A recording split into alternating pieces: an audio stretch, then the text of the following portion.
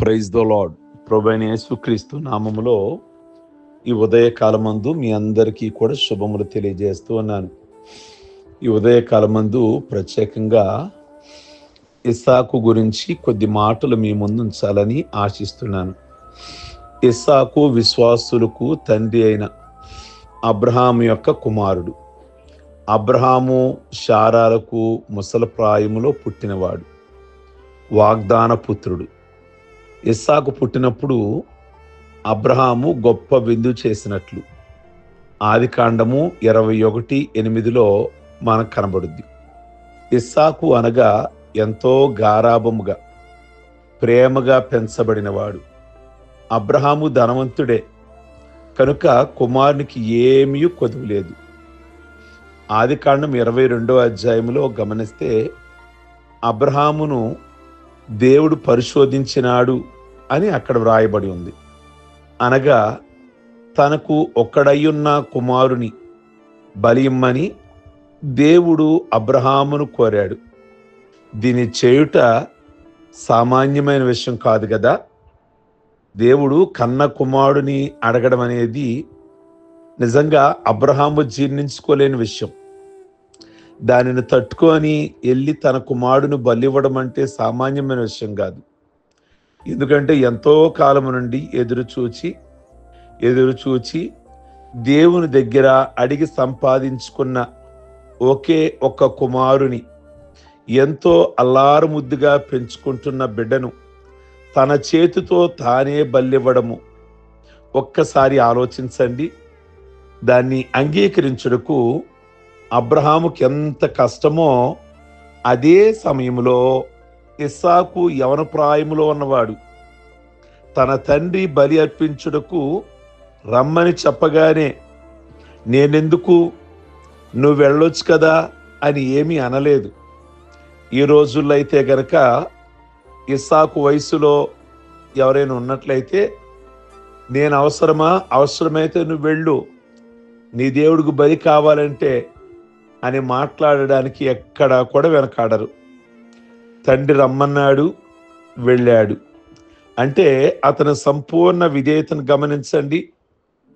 తండ్రితో అతడు దహన బలికి అనే మాట వాడుతున్నాడు.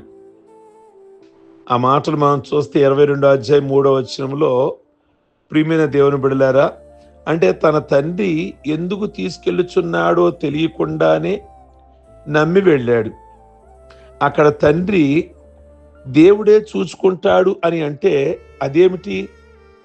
దేవుడు చూసుకునేదేంటి? మనం ఏం తీసుకెళ్లకుండానే ఆయన చూసుకుంటాడా అనే మాటలు మాట్లాడలేదు. ఆఖరికి మొరియా పర్వతం పైకి వెళ్ళారు. అతను బలివ్వడానికి అతను ఆ కట్ల మీద కట్టినప్పుడు తండ్రిని ఎదిరించలేదు. కనీసం ఏంటి నానా నన్ను చంపేస్తున్నావు, దేవునికి ఏదో బలివ్వాలంటే నీతో వచ్చాను కానీ చివరికి నన్నే బలిస్తావా? నేను యువకుడిని, ఇంకెంతో జీవితం నాకు ముందుంది అని అనలేదు. అక్కడి నుండి వెళ్ళిపోవడానికి కూడా ప్రయత్నం చేయలేదు. ముసలివాడైన తండ్రిని ఒక్కసారి ప్రక్కకు నెట్టివేసి తప్పించుకునే అవకాశాలు ఉన్నాయి, కానీ అతడు అలాగున చేయలేదు. తండ్రి చేసే ప్రతి పనికి ఏ మాత్రము కూడా ఎదురు చెప్పకుండా సంపూర్ణమైన విధేయత చూపిస్తున్నటువంటి వ్యక్తి ఇస్సాకు. యవన ప్రాయములో ఉన్నవాడు. ఈ రోజున యవనస్తులందరికీ కూడా ఒక చక్కటి ఆదర్శప్రాయంగా నిలబడిన వ్యక్తి ఇస్సాకు. అందుకే ఈరోజు మనం అతని గురించి మాట్లాడుకోగలుగుతున్నాం. తండ్రి రమ్మన్నాడు, విధేయుడై వెళ్ళాడు. దహన బలికి కావలసిన దానిని దేవుడే చూసుకుంటాడని చెప్తే విధేయుడై నమ్మి వెళ్ళాడు. తనను బలి ఇవ్వడానికి పడుకోబెట్టినప్పుడు చివరిలో ప్రాణం పోయే స్థితిలోనూ తండ్రికి విధేయుడుగానే ఉన్నాడు. అదే రీతిగా యవనస్తులైనటువంటి మనము మన తండ్రి అయిన దేవునికి ఎంత విధేయులుగా ఉంటున్నాం? ఈ ఉదయకాలం ఒక్కసారి ఆలోచించండి. ఈరోజు ఈ మాటలు వింటున్నటువంటి యవన బిడలారా, ఎంతమంది పెద్దలకి విధేయత చూపిస్తున్నారు, ఎదురు మాట్లాడకుండా.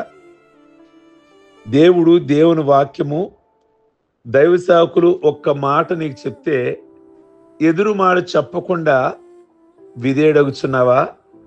లేక అలా ఎందుకు చెయ్యాలి, ఇలా ఎందుకు చెయ్యాలి, దానికంటే మరొకటి బాగుంటుంది కదా, ఇలా కాలయాపన చేసే వాళ్ళు కూడా లేకపోలేదు. కొన్ని విషయాలు మనకు నచ్చిన విషయాలైతే విధేయులుగా మనం వింటాం. మనకి ఇష్టం లేని వాటివైతే విధేయులుగా ఉండడానికి ఇష్టపడం మనం. కానీ సగం విధేయత, ప్రియ దేవుని బిడ్డలారా, కొన్ని ఇష్టమైతే విధేయత, ఇష్టం లేకపోతే అవిధేయత.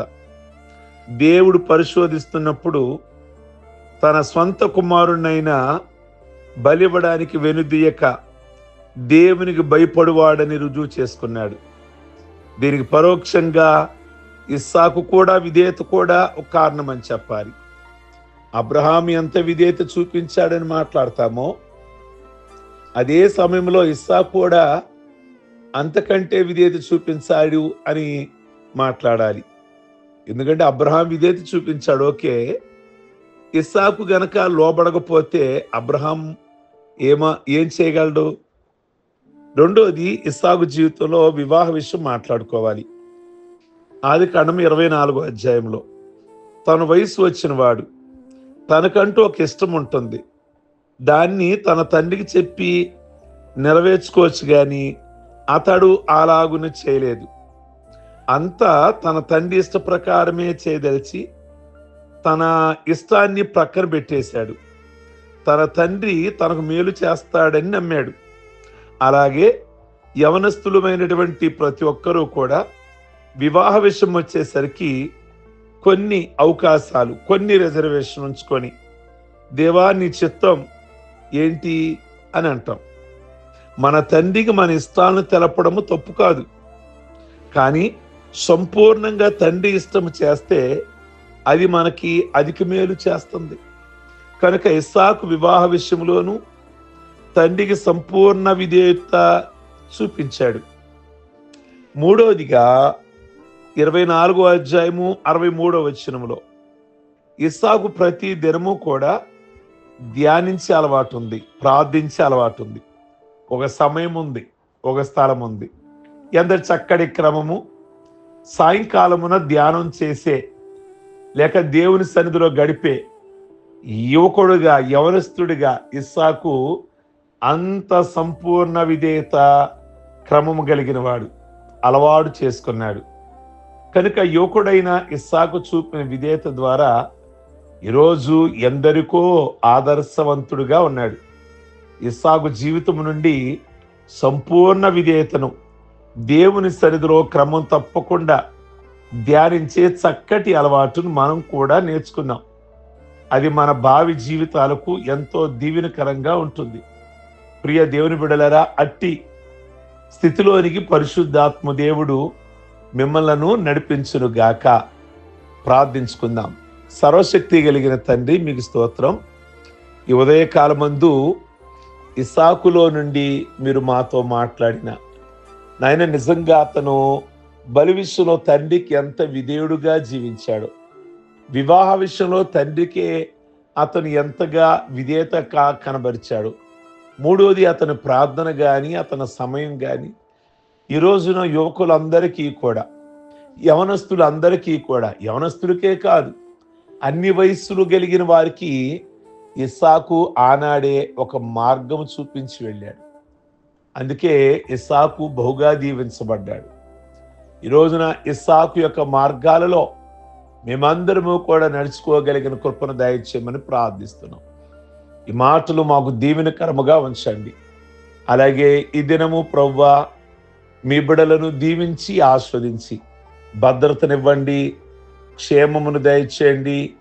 ప్రతి విధమైన తొందరలు, ఆటంకాలు, ప్రతి సమస్యల నుండి మీరు విడిపించమని ప్రార్థన చేస్తున్నాం ఈ ఉదయకాలమందు.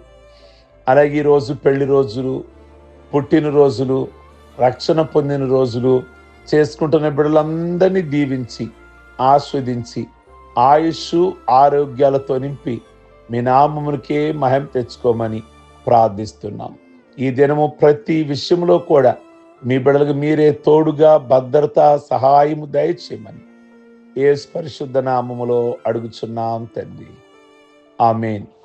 God bless you. ప్రభు మిమ్మల్ని దీవించును గాక. ఇతరులకి ఈ యొక్క మాటలు మీకు దీవెనకరంగా ఉంటే ఇతరులకు ఫార్వర్డ్ చేయండి. అలాగే లైక్ బటన్ నొక్కండి. అలాగే కామెంట్ బాక్స్లో మీ యొక్క అభిప్రాయాన్ని వ్యక్తం చేయండి. Okay, God bless you.